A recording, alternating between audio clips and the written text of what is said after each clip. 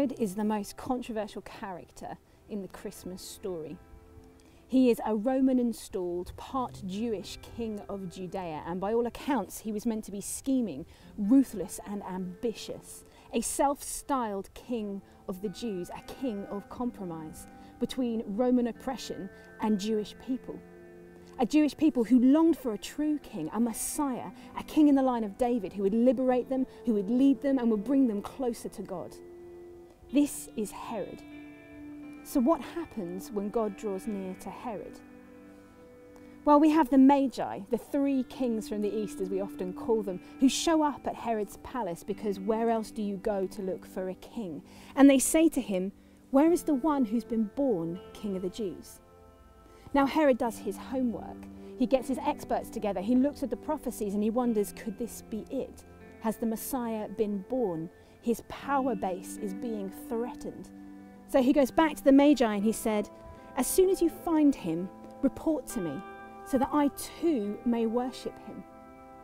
Now at this point, Matthew hasn't given us a great deal of information about Herod, but even I suspect he hasn't got worship in mind. He wants to keep control of his kingship. He's not interested in submitting to a true king. We know this must be true because we know ultimately he goes as far as the most heinous atrocity, a genocide, a slaughtering of innocents, just to keep hold of what he has.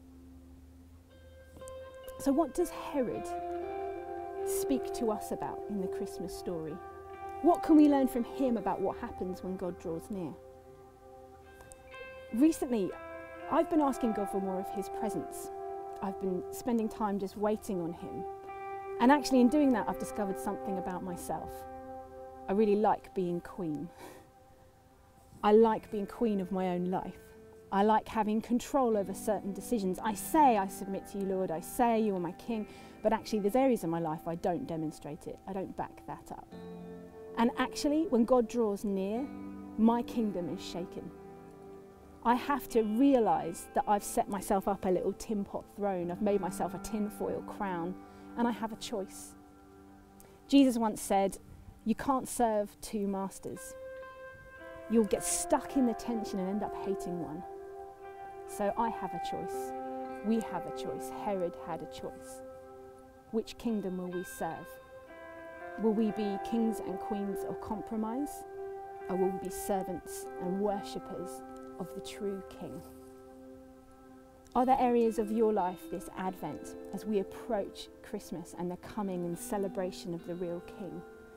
Are there areas of your life that you want to resubmit to him? Maybe it's your time, your attention, your thought life, your career, your family, your choices. Maybe it's something you're not even aware of, but I found when I thought through my life, the things that I was afraid to give to God were the things I wanted most control over. So what are they for you? As we approach Christmas, maybe take some time in prayer to seek his presence, seek the true King, and give up our own crowns.